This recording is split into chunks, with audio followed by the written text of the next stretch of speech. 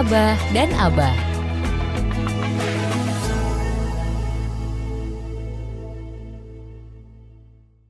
Bismillahirrahmanirrahim. Assalamualaikum warahmatullahi wabarakatuh. Alhamdulillahirabbil alamin. Wassalatu wassalamu ala asrofil anbiya'i wal mursalin sayyidina Muhammadin wa ala alihi washabihi ajmain. Amma ba'du.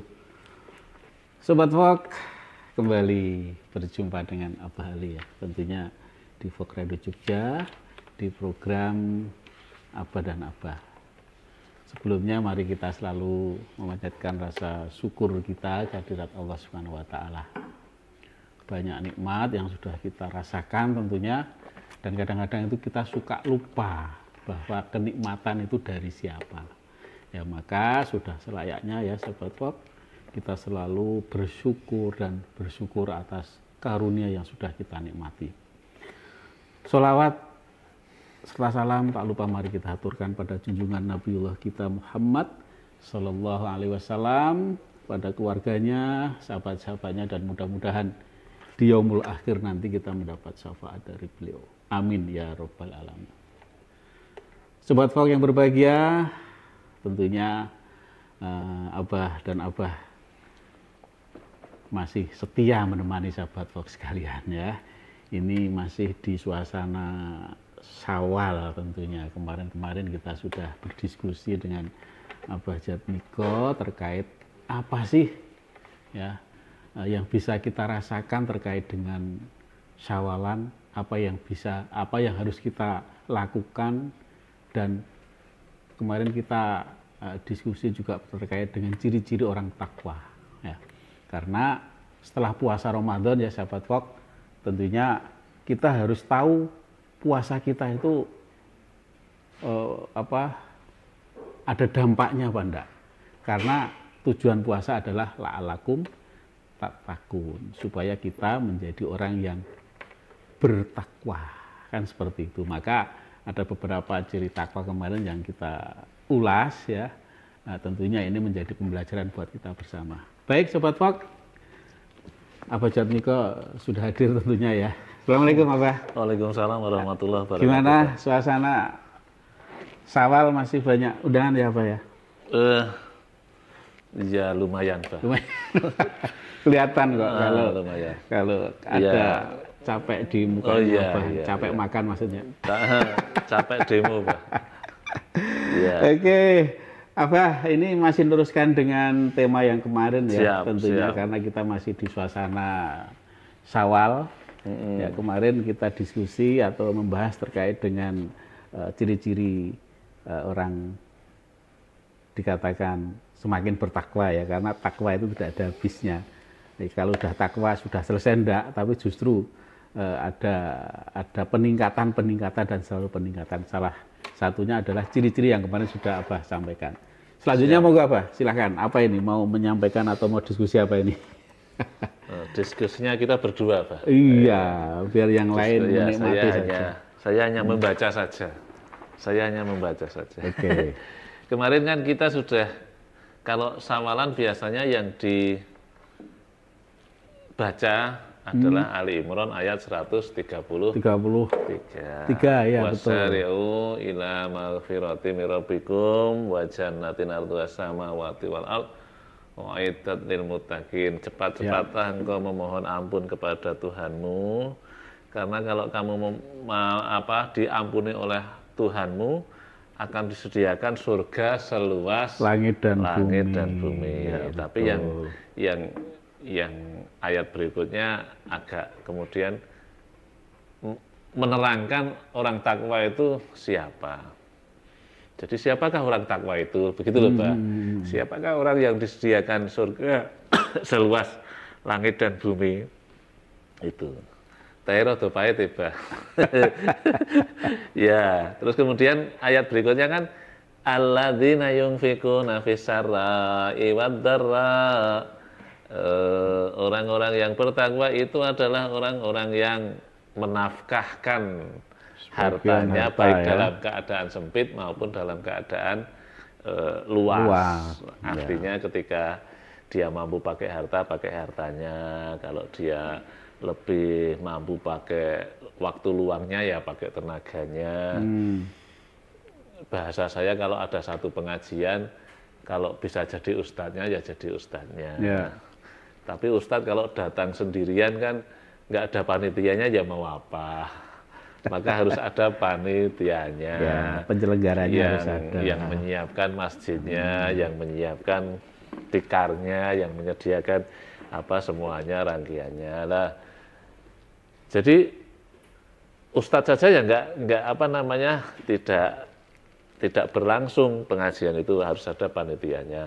Oh sudah ada ustadznya, oh sudah ada panitianya. Ya sekarang kan dia yang belum apa, yang belum harus ada moderatornya, harus ada ininya dan lain sebagainya. Ada jamaahnya juga ya? Sebentar. Kan,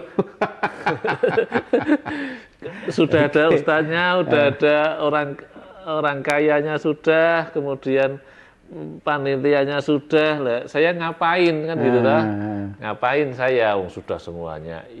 Iya, engkau ya masih ada apa datang untuk mendengarkan. Jadi kata ulama kan arbaun, sesungguhnya ada 4 dunia ini bisa berdiri karena ada 4 orang. Yang pertama ulamanya dengan ilmunya, penguasanya dengan kekuasaannya, kemudian orang kayanya dengan hartanya, dan orang miskin dengan doanya. Jadi kita itu harus kinwanu dunya arbaun, sesungguhnya sesuatu dunia ini berdiri karena 4 orang ini. Jadi kita harus jadi salah satunya, kalau bisa jadi ulamanya. Oh sudah ada ulamanya, ya aku jadi orang kayanya pakai hartaku. Oh sudah ada orang kayanya, ya aku jadi penguasanya. Oh sudah ada penguasanya, ya aku yang hadir saja.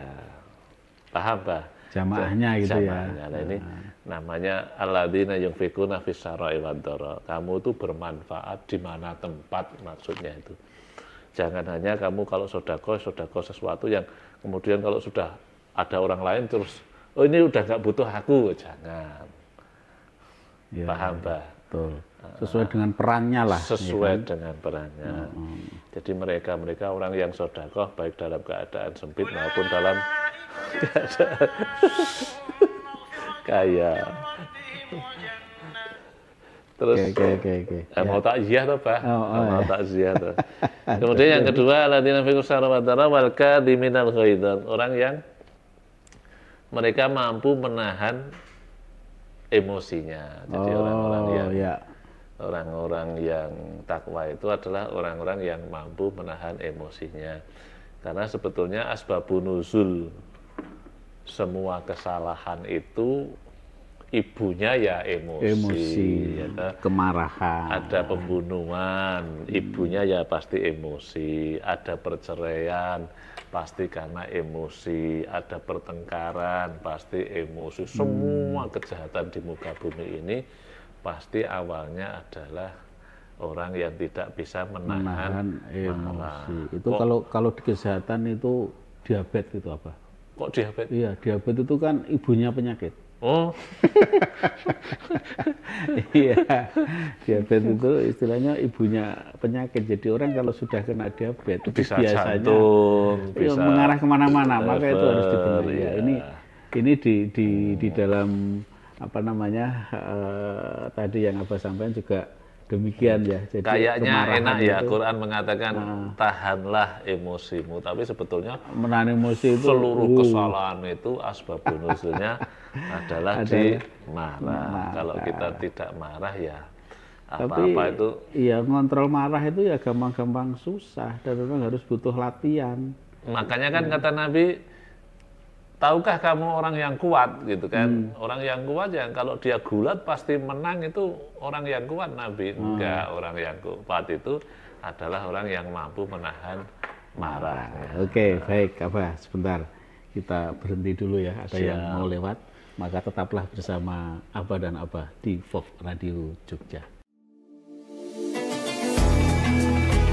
Abah dan Abah.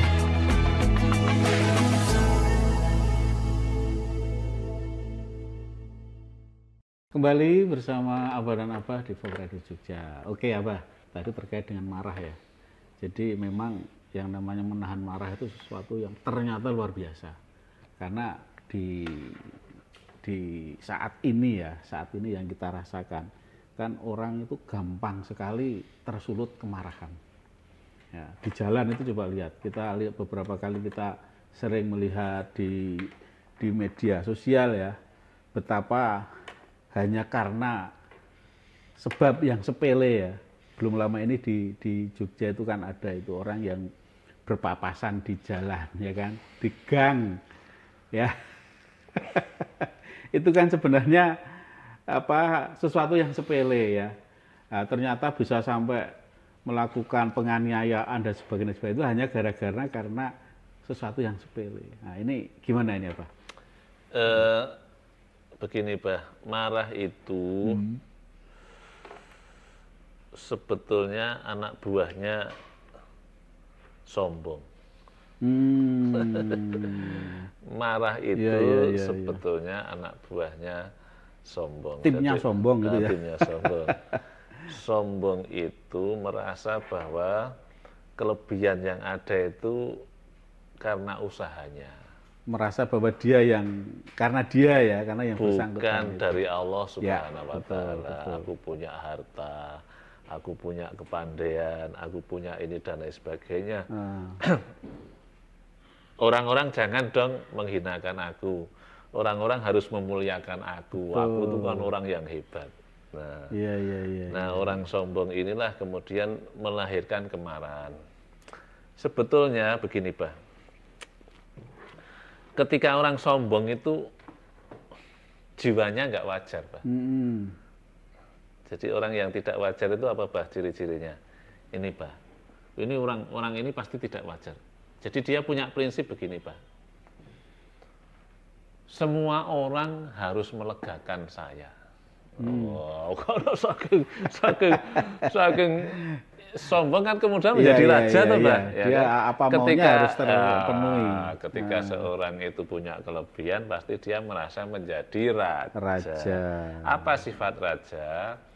Semua orang harus melegakan saya.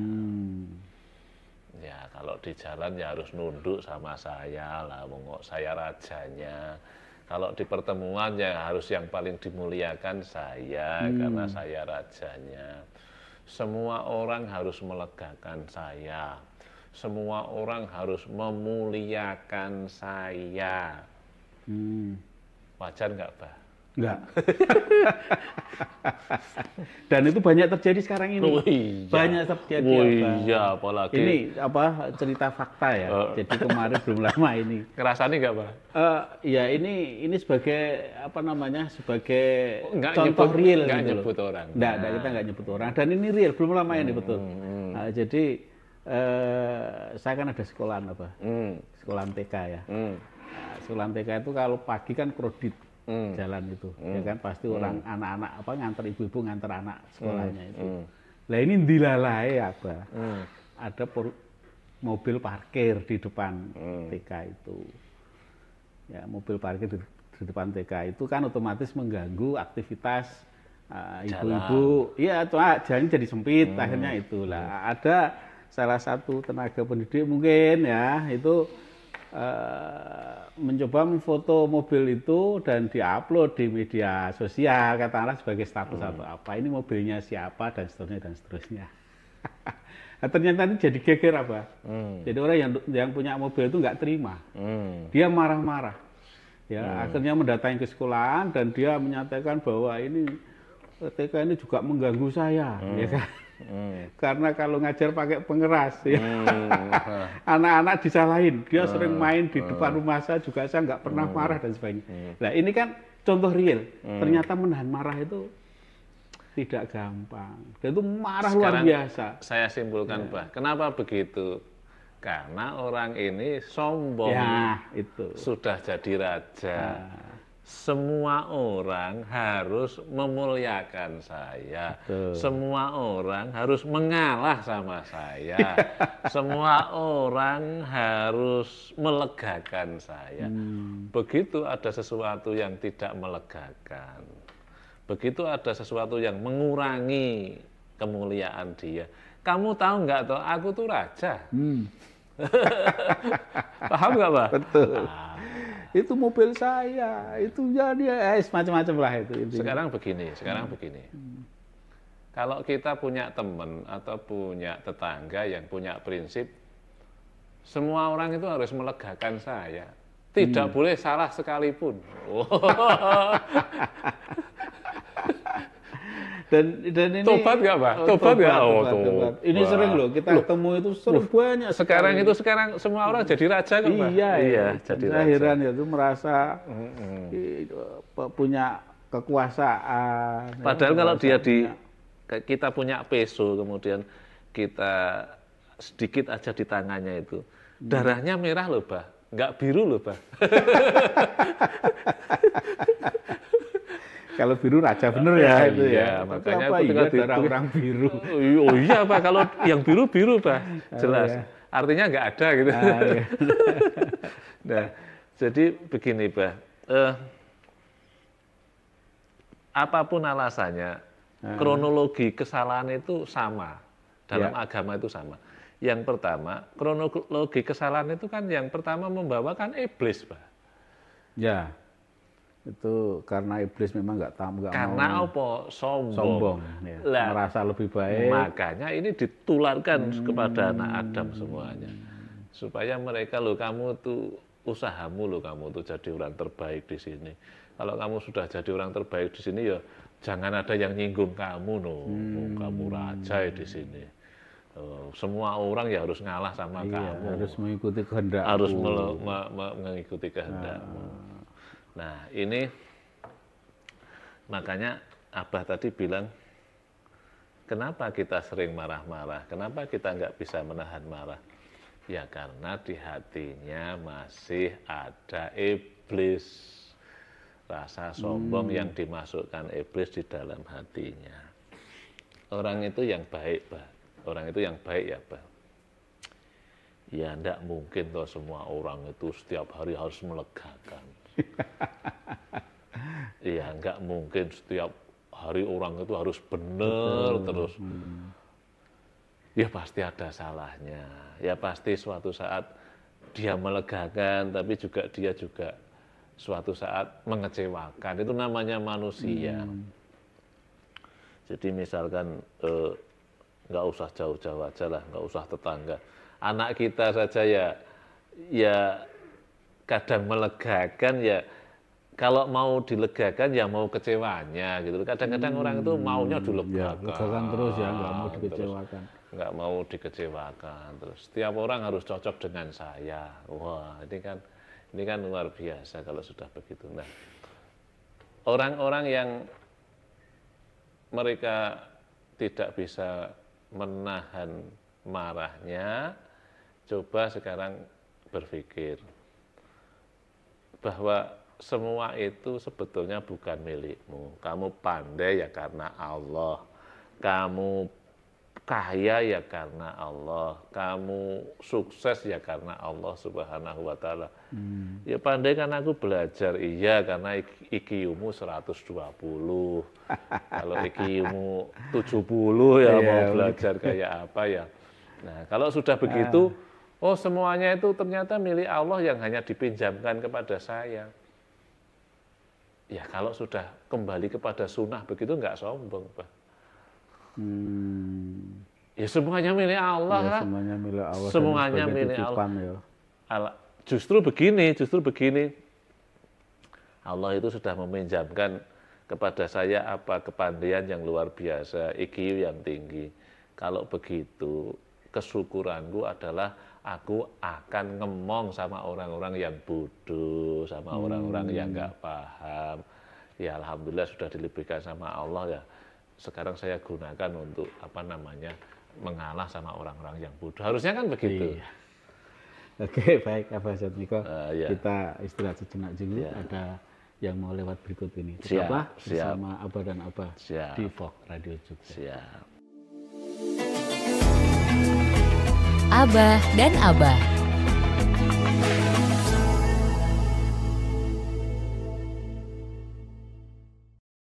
Kembali bersama Abah dan Abah di Vox Radio Jogja.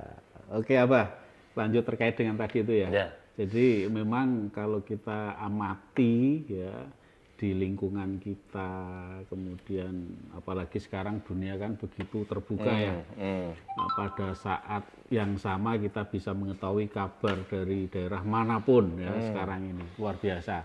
Ini pun memudahkan kita akhirnya terpancing dengan isu-isu yang kadang-kadang nggak tahu isu ataupun berita itu benar apa enggaknya. Nah ini secara tidak langsung kalau kita mencermati, kalau istilahnya netizen ya, ya istilahnya netizen, itu memang di situ begitu kita terbawa betul ya dengan berita-berita yang ada. Itu gimana Pak menurut Abah hal-hal seperti itu?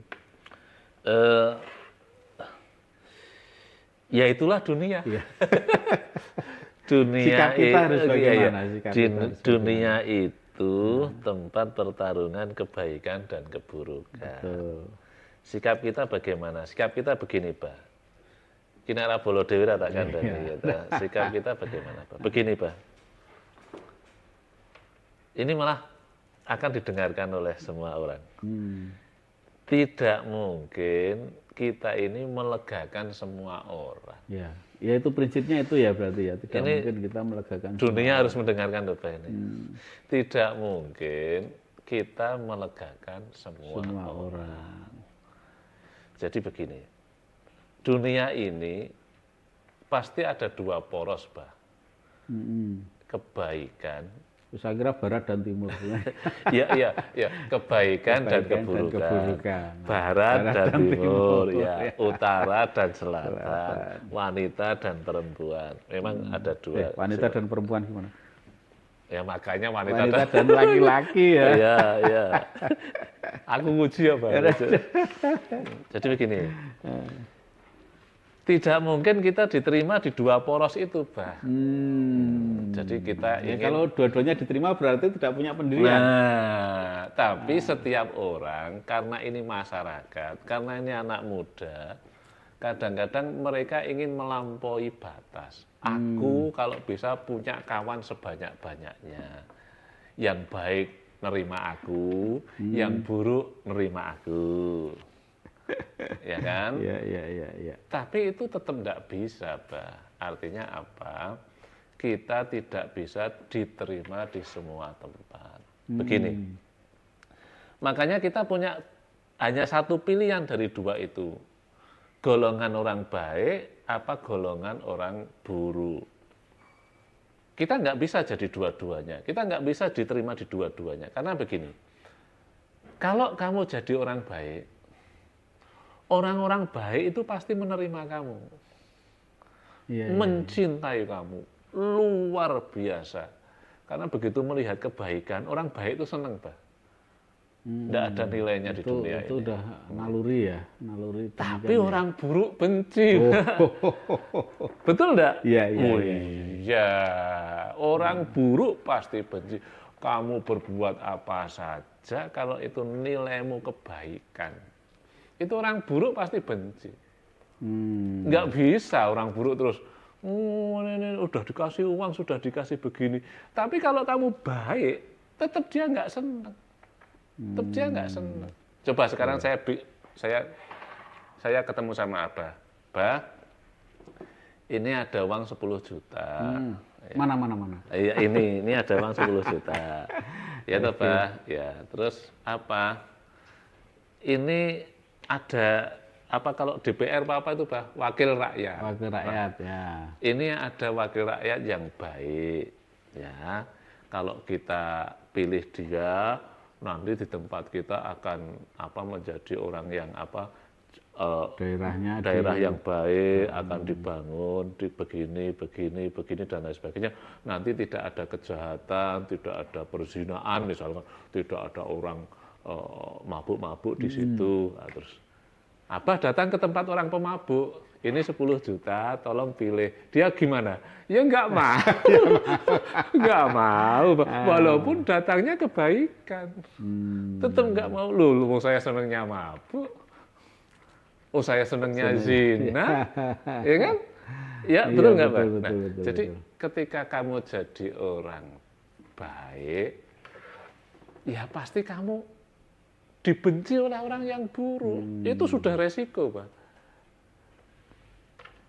Tapi banyak anak muda ini yang tidak kuat mereka itu. Karena begitu mereka campur kepada teman-temannya, kebetulan teman-temannya orang yang buruk, dibully terus dia. Terus akhirnya dia, ya udah kalau di tempat-tempat yang buruk, aku ikut buruk. Ya kan? Di tempat yang baik, aku ikut baik. Jadi mengikuti situasi dan kondisi. Tidak jadi orang jadinya. Tidak punya prinsip. Nah sekarang begini, Pak. Kalau kita jadi orang buruk, pasti disenangi orang-orang yang buruk, Pak. Ya. Ya kan? Datang saja udah, mari makan, mari makan. mari minum. Wow, sudah luar biasa. Tapi resikonya pasti dibenci sama orang-orang yang baik. Jadi memang sekarang kalau sudah begitu hukumnya alam itu seperti itu, Pak. Ya kamu memang harus memilih jadi orang baik apa jadi orang buruk. Kalau kamu jadi orang buruk, resikonya dibenci orang baik tapi diterima oleh orang buruk. Tapi kalau kamu jadi orang baik, resikonya dibenci orang buruk tapi diterima oleh orang baik. Implikasinya apa, Pak? Nah, pelaksanaannya kalau begitu, kalau kamu memang ingin jadi orang buruk, ya teman-temanmu pilih aja yang buruk-buruk. Karena kamu akan mendapatkan kebahagiaan di sana, Pak. Dia akan bahagia bersama orang-orang yang bahagia. bahagia bersama orang-orang yang sepemahaman ya bahwa melakukan. Nah, kalau kamu memang pilihannya jadi orang baik, ya sudah mulai sekarang tinggalkan yang buruk-buruk. Karena kamu tidak akan diterima di sana. Kamu pilih orang yang baik. Pemilihan seperti ini tuh anak-anak muda atau yang sudah tua saja masih kesulitan loh, Pak. Ya karena dia punya pemikiran bisa harus diterima di semua orang karena teman-temannya banyak apa namanya banyak corak dan kayaknya wakil rakyat kita juga gitu ya. Ya kayaknya begitu kayaknya juga. Wakil rakyat kita itu harusnya dengarkan pengajian ini, Pak. Dengarkan obrolan ini, Pak, supaya apa? Ya memang begitulah konsep dunia itu, gitu loh. Tidak bisa kita itu melegakan semua orang. Ada loh, pemimpin yang mereka sebaiknya kita diterima oleh seluruh warga. Sebaiknya kita diterima oleh seluruh rakyat. Sebaiknya, nah akhirnya ketika dia punya prinsip harus diterima di seluruh rakyat itu, akhirnya dia ya ketika keburuk dia buruk. Makanya itu kan, jadi tidak bisa menegakkan mana yang benar, mana yang salah. Akhirnya semuanya dianggap sama kan gitu. Nah kalau sudah seperti itu kan berarti nggak ada hukum, ya kan? Jadi ya di sana seperti ini benar, tapi di tempat lain seperti ini tuh makanya kita, salah kan itu. Kita tadi kan sawalan, Mbak. Sawalan. Kenapa kita marah-marah terus? Marah itu karena kita di tempat yang salah. Ya. Kalau di tempat yang salah marah-marah akan muncul kemarahan itu ya. Tetapi kalau dia bisa menahan kemarahan itu begini, Pak. Ketika kita menahan marah pasti tidak seterusnya, Pak. Begitu ya. Artinya kita terus di tempat yang buruk terus tiap hari menahan marah terus enggak, Pak. Tetap saja prinsip yang baik ya tetap kita udahlah aku jadi orang baik. Kalau begitu ya kumpulanku orang baik selesai. Begitu kita suatu saat kok terjebak di orang buruk ya tidak marah. Oke, ya Pak Jatmiko. Baik Sobat Pok, alhamdulillah nggak terasa ya kita bersama hampir 1 jam lebih. Tentunya perlu kita selesaikan atau kita karena terbatas oleh waktu maka pada saatnya kita harus undur diri. harus pamit di ruang dengar sahabat Fox sekalian. Ya mudah-mudahan apa yang kita diskusikan bermanfaat, khususnya untuk Abah Ali dan Abah Jatmiko dan umumnya untuk masyarakat atau sobat Fox di luar sana. Kita akhiri, billahi taufiq wal hidayah. Assalamualaikum warahmatullahi wabarakatuh. Waalaikumsalam.